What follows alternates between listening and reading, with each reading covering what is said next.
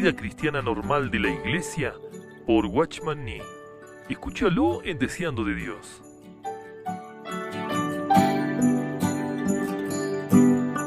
Capítulo 2.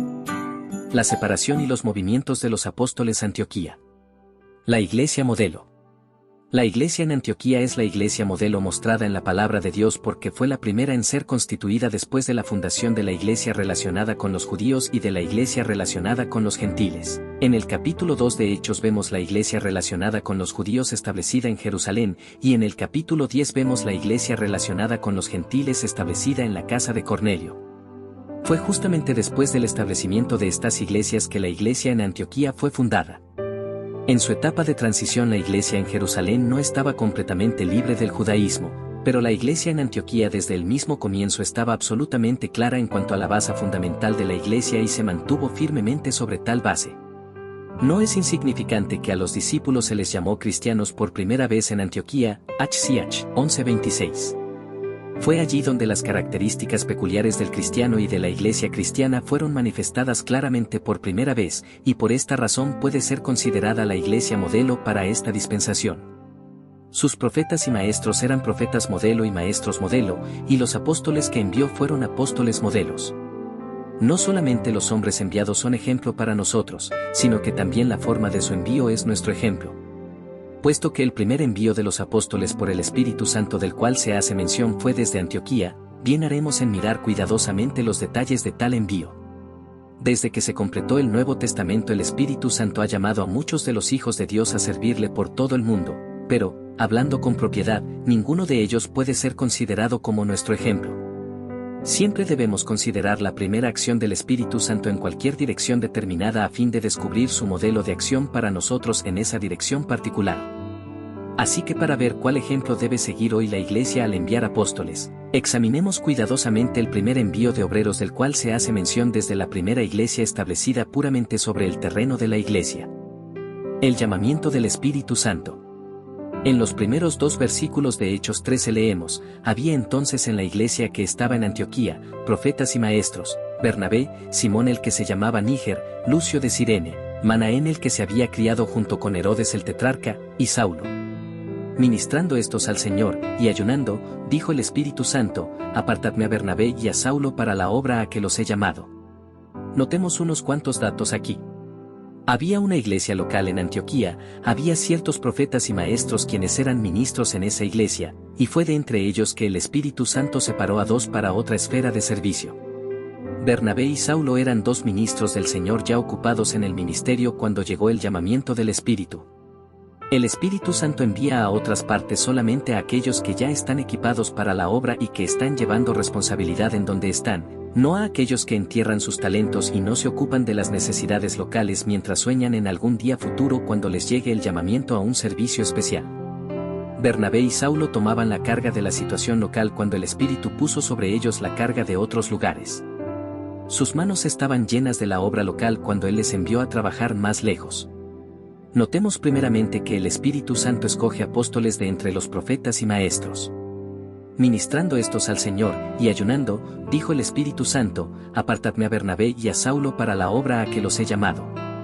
Estos profetas y maestros ministraban con todo el corazón al Señor, tanto que cuando la ocasión lo demandaba pasaban por alto hasta las legítimas demandas de su cuerpo físico y ayunaban. Lo que ocupaba los pensamientos de esos profetas y maestros en Antioquía era el ministerio al Señor, no el trabajo para Él. Su dedicación era para el Señor mismo, no para su servicio. Nadie puede verdaderamente trabajar para el Señor si no ha aprendido primeramente a ministrarle a Él. Fue mientras Bernabé y Saulo le ministraban al Señor que se oyó la voz del Espíritu llamándolos a un servicio especial. Fue al llamamiento divino al que respondieron, no a la voz de la necesidad humana. No habían oído informes acerca de caníbales ni de salvajes en busca de cabezas humanas, sus compasiones no habían sido movidas por cuentos lúgubres de matrimonios de niños, ni de vendajes de los pies, ni de fumadores de opio. No habían oído ninguna voz salvo la voz del Espíritu, no habían visto ninguna demanda excepto la demanda de Cristo. No se había hecho apelación alguna a su heroísmo natural o a su amor a las aventuras. Ellos conocían un solo ruego, el ruego de su Señor. Fue el señorío de Cristo el que reclamó su servicio, y fue solamente en la autoridad de Él que ellos salieron. Su llamamiento fue un llamamiento espiritual. En él no entró ningún factor natural. Fue el Espíritu Santo quien dijo: apartadme a Bernabé y a Saulo para la obra a que los he llamado. Toda obra espiritual debe empezar con el llamamiento del Espíritu. Toda obra divina debe ser iniciada divinamente.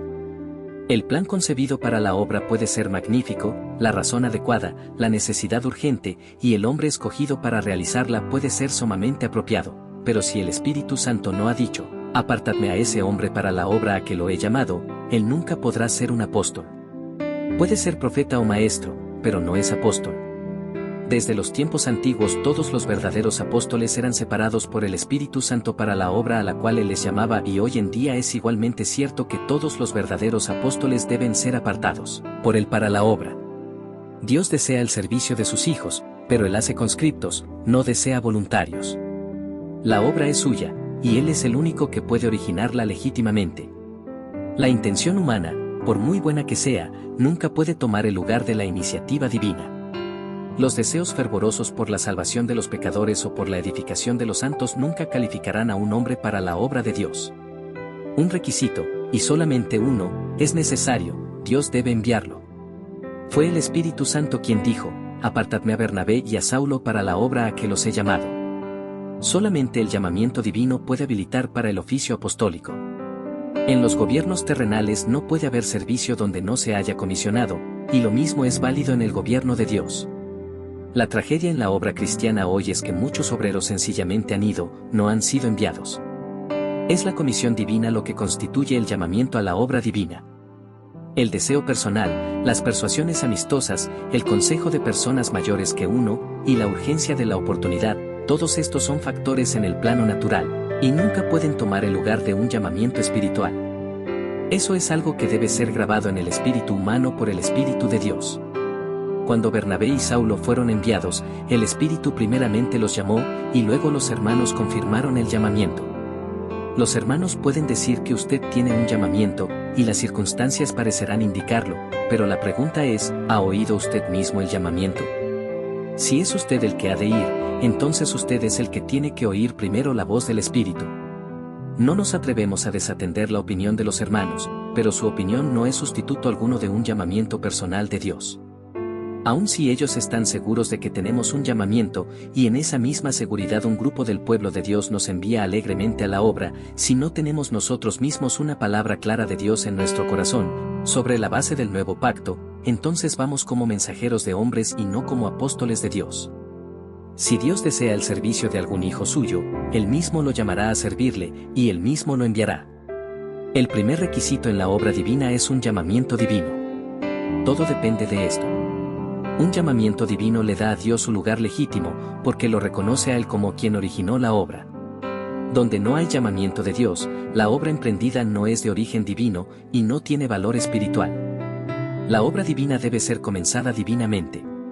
Un obrero puede ser llamado directamente por el Espíritu, o indirectamente mediante la lectura de la palabra, por medio de la predicación, o por las circunstancias. Pero cualquiera que sea el medio que Dios utilice para hacer que su voluntad sea dada a conocer al hombre, su voz debe ser la que se escucha a través de todas las otras voces. Él debe ser el que hable, sin importar el instrumento utilizado para hacer el llamamiento.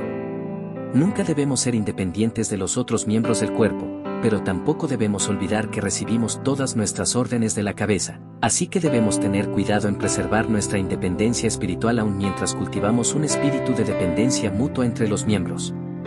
Es erróneo rechazar la opinión de otros obreros bajo el pretexto de hacer la voluntad de Dios, pero a la vez es incorrecto aceptar sus opiniones como un sustituto para las instrucciones directas del Espíritu de Dios.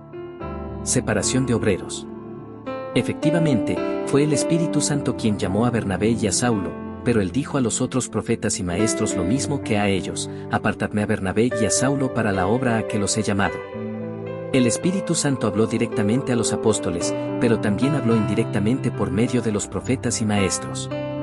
Lo que se dijo en privado a los dos fue confirmado públicamente mediante los otros tres. Todos los apóstoles deben tener una revelación personal de la voluntad de Dios, pero hacer que esto sea la única base para su salida no es suficiente. Por un lado, la opinión de otros, por muy espirituales y experimentados que sean, nunca puede ser un sustituto de un llamamiento directo de Dios.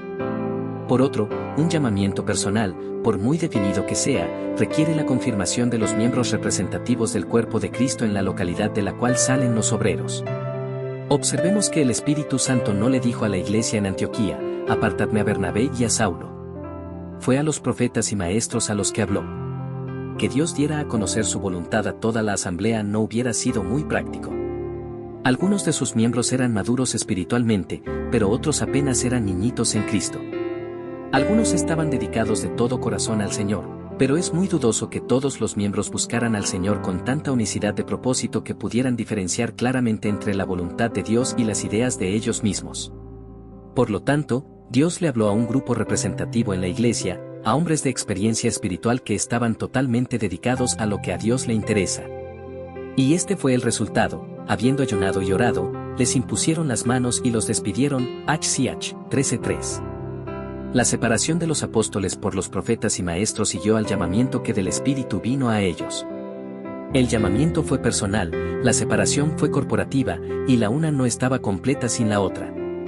Un llamamiento directo de parte de Dios, y una confirmación de ese llamamiento por los profetas y maestros al apartar a aquellos llamados, es la previsión de Dios contra obreros independientes en su servicio.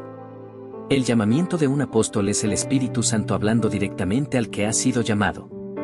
La separación de un apóstol es el Espíritu Santo hablando indirectamente por medio de los colaboradores de aquel que ha sido llamado. Es el Espíritu Santo quien toma la iniciativa tanto en el llamamiento como en la separación de los obreros. Por lo tanto, si los hermanos representantes de cualquier asamblea apartan a hombres para el servicio del Señor, deben preguntarse a sí mismos: ¿estamos haciendo esto por nuestra propia iniciativa o como representantes del Espíritu de Dios?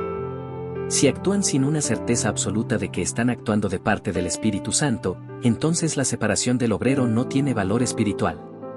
Deben poder decir de cada obrero que envían: fue enviado por el Espíritu Santo, no por el hombre. Ninguna separación de obreros debe hacerse deprisa ni con ligereza. Fue por esta razón que el ayuno y la oración precedieron al envío de Bernabé y Saulo. Cuando Bernabé y Saulo fueron apartados para la obra, hubo oración y ayuno e imposición de manos.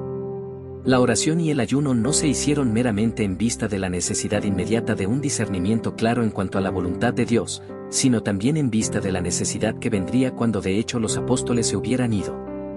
Y la imposición de manos no fue hecha a modo de ordenación, pues Bernabé y Saulo ya habían sido ordenados por el Espíritu Santo. Aquí, como en el Antiguo Testamento, la imposición de manos era una expresión de la unidad perfecta de las dos partes representadas. Era como si los tres que enviaban a los dos enviados les dijeran: cuando vosotros dos, miembros del cuerpo de Cristo, vayáis, todos los otros miembros van con vosotros. La ida de vosotros es la nuestra y la obra de vosotros es la nuestra.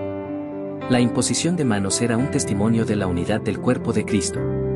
Significaba que los que se quedaban eran uno con los que se iban, y que estaban en pleno acuerdo con ellos, y que al irse, los que se quedaban en la base se comprometían a seguirlos continuamente con interés lleno de oración y comprensión llena de amor. En lo que concierne a todos los enviados, deben poner atención a estos dos aspectos de su separación para el servicio de Dios. Por un lado, debe haber un llamamiento directo de parte de Dios y un reconocimiento personal de ese llamamiento. Por otro, debe haber una confirmación de aquel llamamiento por los miembros representantes del cuerpo de Cristo.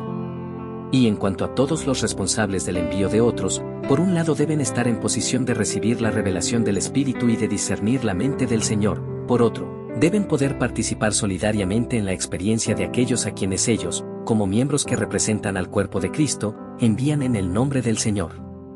El principio que gobernó el envío de los primeros apóstoles todavía gobierna el envío de todos los apóstoles que verdaderamente son designados por el Espíritu para la obra de Dios. La expresión del cuerpo. ¿Sobre qué base apartaron estos profetas y maestros a algunos hombres para que fueran apóstoles, y a quienes representaban estos profetas y maestros? ¿Por qué ellos, y no toda la iglesia, separaron a esos obreros? ¿Cuál es el significado de tal separación, y cuál es el requisito necesario de parte de aquellos que asumen responsabilidad en el asunto?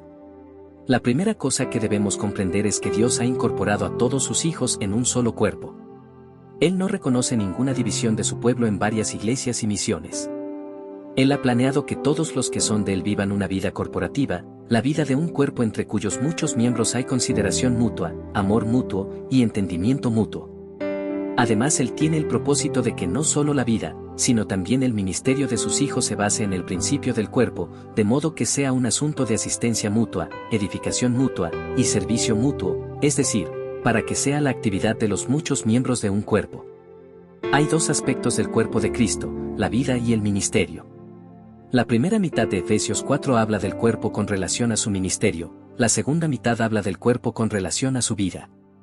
De quien todo el cuerpo, bien concertado y unido entre sí por todas las coyunturas que se ayudan mutuamente, según la actividad propia de cada miembro, recibe su crecimiento para ir edificándose en amor. V16.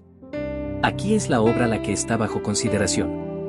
Pero en el versículo 25 lo considerado es claramente la vida, por lo cual, desechando la mentira, hablad verdad cada uno con su prójimo, porque somos miembros los unos de los otros.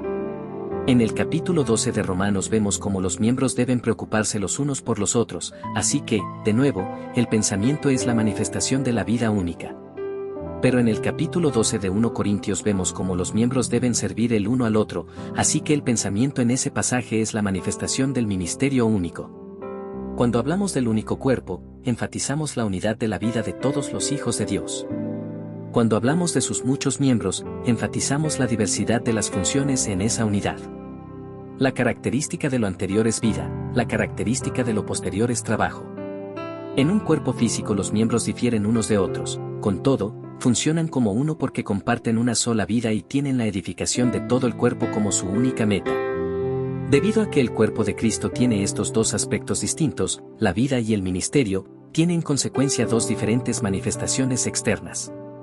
La iglesia en una localidad es usada para expresar la vida del cuerpo, y los dones en la iglesia son usados para expresar el ministerio de sus miembros. En otras palabras, cada iglesia local debe mantenerse sobre el fundamento del cuerpo, considerándose a sí misma una expresión de la unidad de la vida del cuerpo, y de ningún modo debe admitir división, puesto que existe como la manifestación de una vida indivisible. Los diferentes ministros de la iglesia deben asimismo mantenerse sobre la base del cuerpo, considerándose a sí mismos una expresión de la unidad de sus diversos ministerios. La comunión y la cooperación perfectas deben caracterizar todas sus actividades, porque aunque sus funciones sean variadas, sus ministerios en verdad son uno. Ninguna iglesia local debe dividirse en diferentes sectas, ni debe afiliarse con otras iglesias bajo una denominación, apartándose así de la base del cuerpo. Y ningún grupo de ministros debe unirse para formar una unidad separada, manteniéndose sobre otra base que la del cuerpo. Toda la obra debe ser ejecutada por ellos como miembros del cuerpo, y no como miembros de una organización que existe aparte de éste. Un obrero puede emplear sus dones como funcionario de una organización, pero al hacerlo, él se aparta del principio fundamental del cuerpo. Una lectura superficial de Efesios 4, 11-12 podría llevarnos a concluir que los apóstoles, profetas, evangelistas, pastores y maestros funcionaban fuera del cuerpo, porque fueron dados por el Señor a su iglesia para edificación de esta. V12. Pero el versículo 16 aclara que no están fuera del cuerpo para edificarlo, ellos buscan edificarlo desde el interior. Ellos mismos son parte del cuerpo, y es solo al tomar su lugar correspondiente en él, como miembros ministrants, que todo el cuerpo es edificado. Que las iglesias son la expresión local del cuerpo de Cristo es un hecho establecido, de manera que no necesitamos ahondar en eso ahora. Sin embargo, se requiere alguna explicación sobre los ministros dotados a quienes Dios ha puesto en la iglesia como la expresión del ministerio del cuerpo. En 1 Corintios 12 Pablo claramente trata la cuestión del servicio cristiano. Él compara a los obreros a diferentes miembros de un cuerpo y muestra que cada miembro tiene su utilidad específica y que todos sirven al cuerpo como pertenecientes a él y no distintos de él. En el versículo 27 escribe, vosotros, pues, sois el cuerpo de Cristo, y miembros cada uno en particular, y en el siguiente versículo dice, y a unos puso Dios en la iglesia, primeramente apóstoles, luego profetas, lo tercero maestros, luego los que hacen milagros, después los que sanan, los que ayudan, los que administran, los que tienen don de lenguas.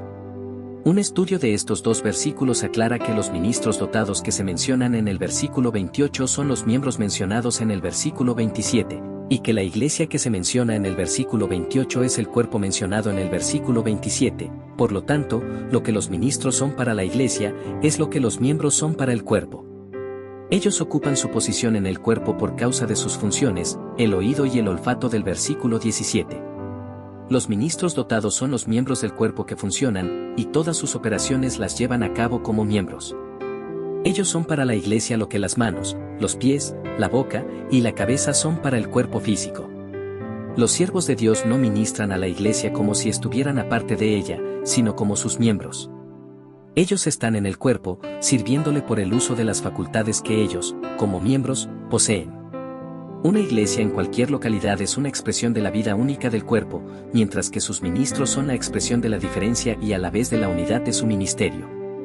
El capítulo 12 de 1 Corintios trata el tema del cuerpo de Cristo, no en el aspecto de su vida sino en el aspecto de su obra. Todo el capítulo se ocupa del asunto del ministerio, y en él se habla de aquel ministerio como el funcionamiento de los diferentes miembros, de lo cual es evidente que en el pensamiento de Dios todo el ministerio se basa en el principio del cuerpo. El ministerio es la expresión práctica del cuerpo, una expresión de la diversidad en unidad de sus varios miembros. Por lo tanto, vemos que cuando se expresa el aspecto de vida del cuerpo de Cristo, allí se tiene una iglesia local, y cuando se expresa el aspecto de la obra, allí se tiene una manifestación de los dones que Dios ha dado a su iglesia.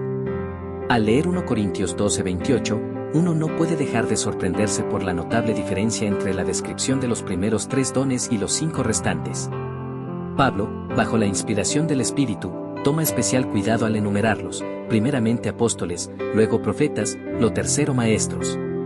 Los primeros 3 están numerados específicamente, pero no el resto, y son marcadamente distintos en su naturaleza así como en su numeración. Ellos son hombres, el resto son cosas. Los 3 dones del Señor a su iglesia mencionados primeramente, apóstoles, profetas y maestros, son distintos de los demás. Ellos son ministros de la palabra de Dios, y su función, la de edificar el cuerpo de Cristo, es la función más importante en la iglesia. Ellos son los representantes del ministerio del cuerpo. La única crónica de las Escrituras en cuanto al envío de apóstoles se encuentra en Hechos 13, y allí vemos que son los profetas y los maestros quienes los apartan para su ministerio. Las Escrituras no proporcionan precedente para la separación y el envío de hombres por uno o más individuos, ni por una misión u organización. Aún el envío de obreros por una iglesia local es una cosa desconocida en la palabra de Dios. El único ejemplo que se nos da es la separación y el envío de apóstoles por los profetas y maestros. ¿Cuál es el significado de esto? En Antioquía los profetas y maestros fueron escogidos por Dios para apartar a Bernabé y a Saulo para su servicio, porque ellos eran los miembros ministrants de la iglesia, y esta separación de los apóstoles era cuestión de ministerio más que de vida. Si se hubiera relacionado con la vida, y no específicamente con el servicio, entonces hubiera sido asunto de toda la iglesia local, y no simplemente de sus miembros ministrants. Pero nótese que, aunque Bernabé y Saulo no fueron apartados para la obra por toda la iglesia, ellos fueron enviados no como representantes de unos cuantos miembros escogidos sino como representantes de todo el cuerpo.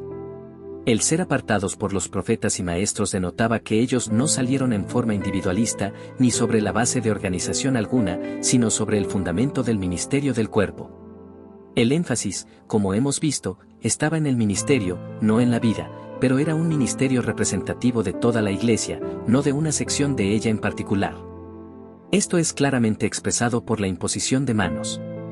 Como hemos visto, la imposición de manos habla de la unidad, LV 1:4, y la única unidad conocida entre los hijos de Dios es la unidad del cuerpo de Cristo, así que, los profetas y maestros al imponer las manos sobre los apóstoles, se mantenían definitivamente sobre el fundamento del cuerpo, actuando como sus miembros representativos. Su acción identificaba a toda la iglesia con los apóstoles, e identificaba a los apóstoles con toda la iglesia. Estos profetas y maestros no se mantuvieron sobre una base individual para enviar a los apóstoles como sus representantes personales, ni se apoyaron ellos sobre la base de alguna compañía selecta para enviarlos como representantes de esa compañía en particular, sino que se mantuvieron en el principio del cuerpo, como sus miembros ministrants, y apartaron a estos 2 para la obra del Evangelio.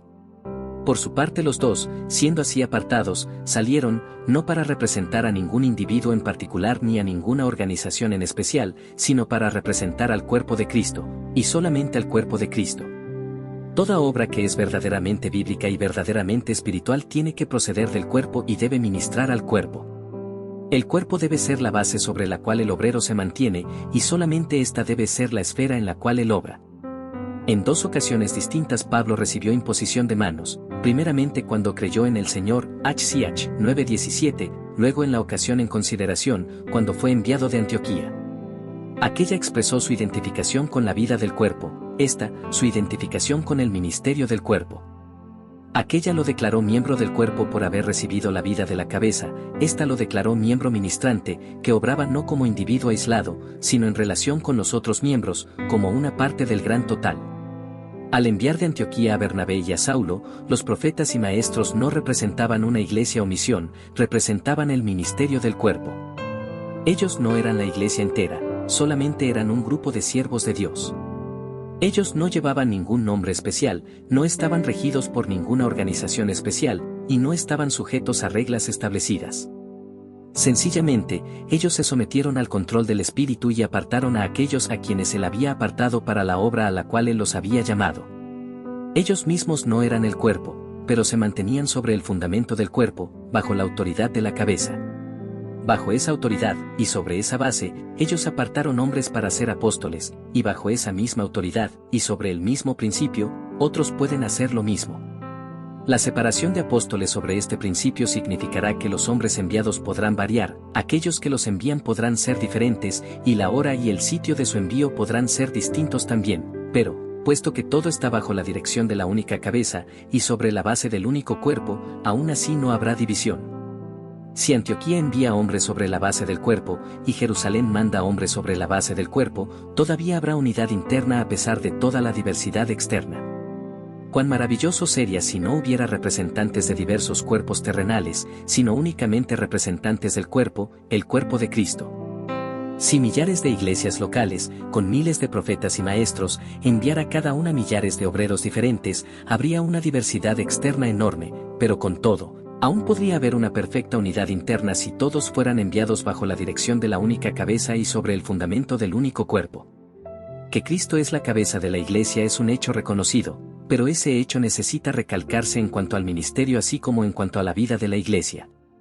El ministerio cristiano es el ministerio de toda la iglesia, no simplemente de una sección de ella. Debemos asegurarnos de que nuestra obra no esté sobre una base menor que el cuerpo de Cristo. De otra manera perdemos a Cristo como cabeza, porque Cristo no es la cabeza de ningún sistema, misión u organización, Él es la cabeza de la iglesia. Si pertenecemos a cualquier organización humana, entonces la autoridad divina de la cabeza cesa de ser expresada en nuestra obra. En las Escrituras no encontramos rastro alguno de que organizaciones hechas por el hombre envíen hombres a predicar el Evangelio. Solamente encontramos representantes del ministerio de la iglesia, bajo la guía del Espíritu y sobre el principio del cuerpo, enviando a aquellos a quienes el Espíritu ya ha apartado para la obra. Si aquellas personas responsables del envío de los obreros mandaran a estos, no como sus propios representantes o como representantes de alguna organización sino solamente como representantes del cuerpo de Cristo, y si aquellos enviados no se basaran en ninguna iglesia o misión en particular, sino únicamente sobre el principio fundamental de la iglesia, entonces no importaría de dónde vinieran los obreros o a qué lugares fuesen, siempre sería posible tener cooperación y unidad y se evitaría mucha confusión en la obra. Sus movimientos. Después que los apóstoles fueron llamados por el Espíritu y fueron apartados para la obra por los miembros representantes del cuerpo, ¿qué hicieron ellos? Necesitamos recordar que aquellos que los separaron, solamente expresaron identificación y acuerdo por medio de la imposición de manos, no tenían autoridad para controlar a los apóstoles. Aquellos profetas y maestros en la base de la obra no asumieron ninguna responsabilidad oficial en relación con sus movimientos, sus métodos de trabajo, ni el suministro de sus necesidades financieras. En ninguna parte de las Escrituras encontramos que los apóstoles estén bajo el control de algún individuo o de algún grupo organizado. Ellos no tenían reglamentos a los cuales tenían que ceñirse ni superior alguno que obedecer. El Espíritu Santo los llamó y ellos siguieron su dirección y guía, solo Él era su director. En los capítulos 13 y 14 de Hechos encontramos el primer registro bíblico de los movimientos misioneros. Aunque hoy en día los lugares que visitamos y las condiciones que encontramos sean sumamente diferentes de aquellos del relato en las Escrituras, sin embargo, en principio la experiencia de los primeros apóstoles bien puede servir como ejemplo para nosotros. Veamos por un momento estos dos capítulos. Ellos, entonces, enviados por el Espíritu Santo, descendieron a Seleucia y de allí navegaron a Chipre. Y llegados a Salamina, anunciaban la palabra de Dios en las sinagogas de los judíos. Tenían también a Juan de ayudante. Y habiendo atravesado toda la isla hasta Pafos, hallaron a cierto mago, 13, 4-6. Desde el mismo comienzo, un movimiento constante caracterizó a esos enviados. Un verdadero apóstol es uno que viaja, no uno que se establece en un solo lugar. Habiendo zarpado de Pafos, Pablo y sus compañeros arribaron a Perge de Panfilia, pero Juan, apartándose de ellos, volvió a Jerusalén. Ellos, pasando de Perge, llegaron a Antioquía de Pisidia, y entraron en la sinagoga un día de reposo y se sentaron. 13-14. La Antioquía mencionada aquí no es la misma Antioquía de la cual salieron Bernabé y Saulo en su primer viaje misionero. Los apóstoles estaban constantemente de gira, proclamando la palabra de Dios por donde quiera que iban, pero nada se nos dice del resultado de su trabajo hasta que llegaron a Antioquía de Pisidia. De aquí en adelante hay un desarrollo definido de la obra. Y despedida la congregación, muchos de los judíos y de los prosélitos piadosos siguieron a Pablo y a Bernabé, quienes hablándoles, les persuadían a que perseverasen en la gracia de Dios. 13:43. Este es el resultado de un corto periodo de testimonio en Antioquía de Pisidia. Muchos de los judíos y religiosos prosélitos creyeron. Una semana más tarde casi toda la ciudad se reunió para oír la palabra. 44. Pero esta respuesta entusiasta por parte del pueblo provocó a celo a los judíos, y ellos se opusieron a los apóstoles. 45. En este punto los apóstoles se volvieron a los gentiles. 46, y creyeron todos los que estaban ordenados para vida eterna. 48. El sábado anterior cierta cantidad de judíos había recibido la palabra de vida. Este sábado cierta cantidad de gentiles creyó en el Señor. Así que no mucho después de la llegada de los apóstoles a Antioquía de Pisidia encontramos allí una iglesia. Pero los apóstoles no argumentaron, ahora tenemos aquí un grupo de creyentes. Debemos quedarnos un tiempo para pastorearlos. Ellos fundaron una iglesia local en Antioquía de Pisidia, pero no se quedaron para edificarla. Continuaron su viaje, predicando la palabra del Señor por toda aquella provincia. 49. El objetivo de ellos no era una ciudad, sino toda aquella provincia. La costumbre moderna de establecerse en un lugar a pastorear un rebaño especial no tiene precedente en la Escritura. Vino después la persecución. 50. Los opositores del mensaje del Evangelio expulsaron a los apóstoles de sus costas, y ellos contestaron sacudiendo el polvo de sus pies. 51. Muchos misioneros actuales no tienen ningún polvo que sacudir de sus pies. Pero aquellos que no se empolvan, carecen de la característica de un apóstol. Los primeros apóstoles nunca se establecían en hogares cómodos, ni se detenían mucho tiempo para pastorear las iglesias que fundaban. Ellos estaban constantemente viajando. Ser un apóstol significa ser un enviado, es decir, estar siempre saliendo. Un apóstol sedentario es una contradicción de términos. Un verdadero apóstol es aquel que en tiempo de persecución siempre tendrá polvo que sacudir de sus pies. ¿Qué efecto tuvo sobre la iglesia naciente esta partida temprana de los apóstoles?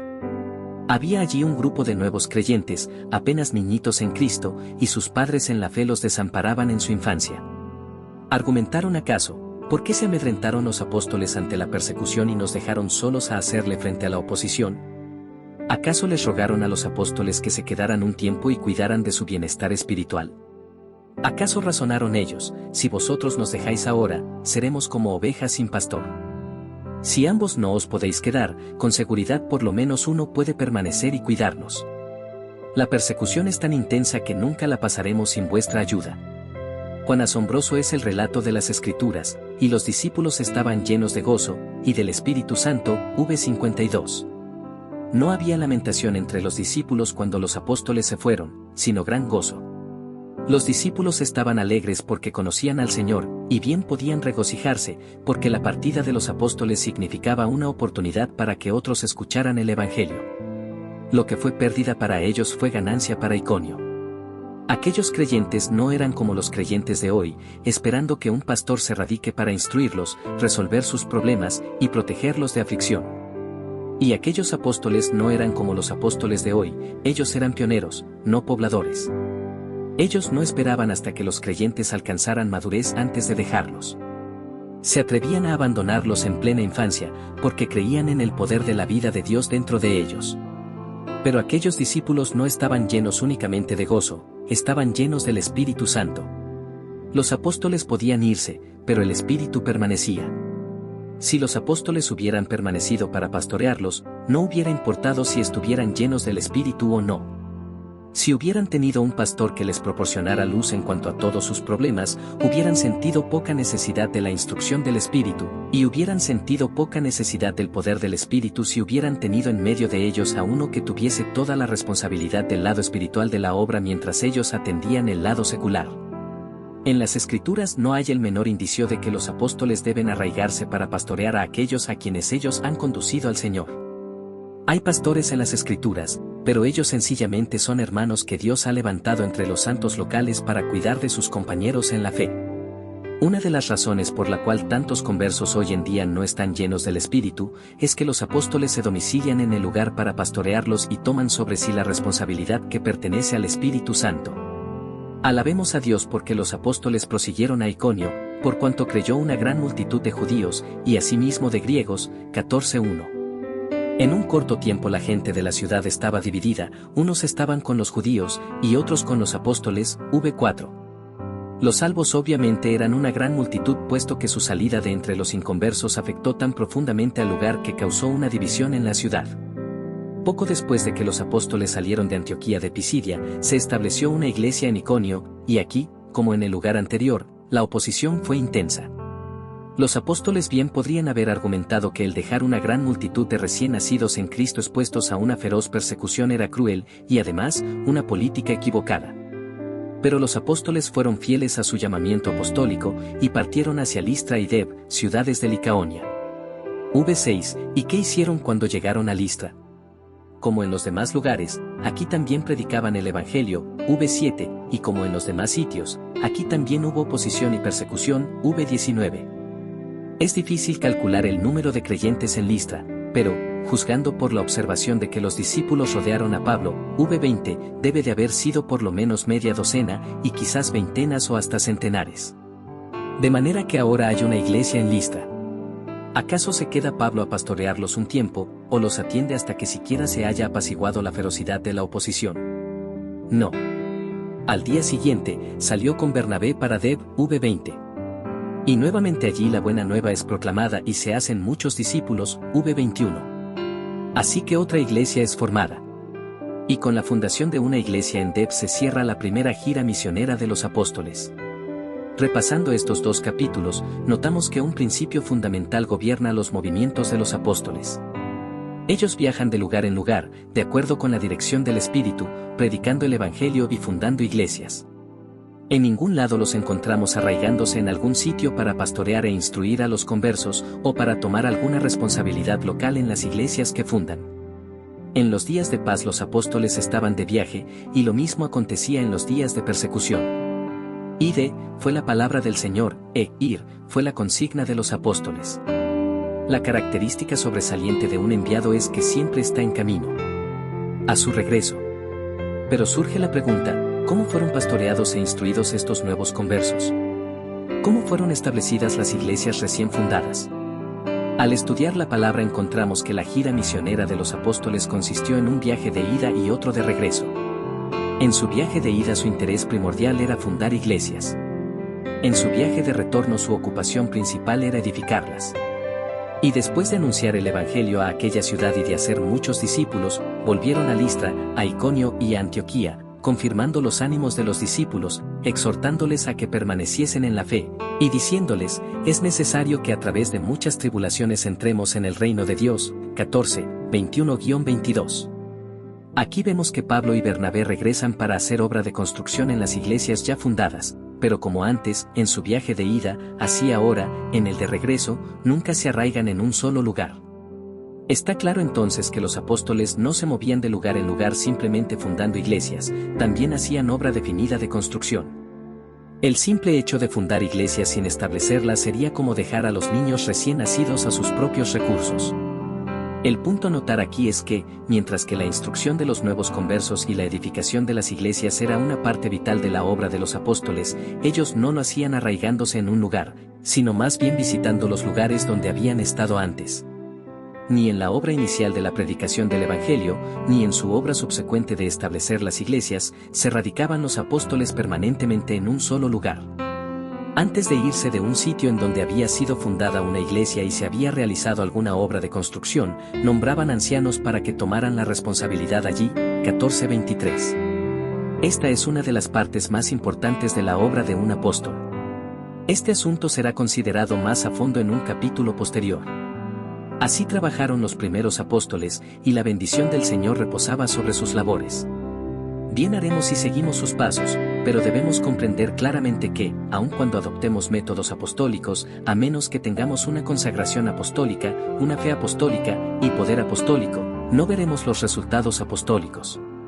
No nos atrevemos a menospreciar el valor de los métodos apostólicos, son absolutamente esenciales si vamos a tener frutos apostólicos, pero no debemos pasar por alto la necesidad de la espiritualidad apostólica, y no debemos temer la persecución que recae sobre los apóstoles. De regreso a Antioquía. De allí navegaron a Antioquía, desde donde habían sido encomendados a la gracia de Dios para la obra que habían cumplido. Y habiendo llegado, y reunido a la iglesia, refirieron cuán grandes cosas había hecho Dios con ellos, y cómo había abierto la puerta de la fe a los gentiles. 14, 26-27. A su regreso a Antioquía los apóstoles refirieron cuán grandes cosas había hecho Dios con ellos. Fue desde Antioquía que salieron Pablo y Bernabé, de manera que era justo que a su retorno dieran cuenta de cómo los había tratado el Señor, a aquellos de entre los cuales habían partido. Dar informes de la obra a aquellos que verdaderamente llevan la carga con nosotros es autorizado por la palabra de Dios. No es solamente permisible, sino necesario, que los hijos de Dios en la base de la obra sean informados de los hechos de Dios en el campo de la obra, pero bien haremos al asegurarnos de que nuestros informes no tengan carácter de propaganda. En la cuestión de informes, debemos evitar, por una parte, toda reticencia fingida así como reservas y exclusividades personales. Por otra, debemos evitar cuidadosamente la intervención de cualquier interés personal.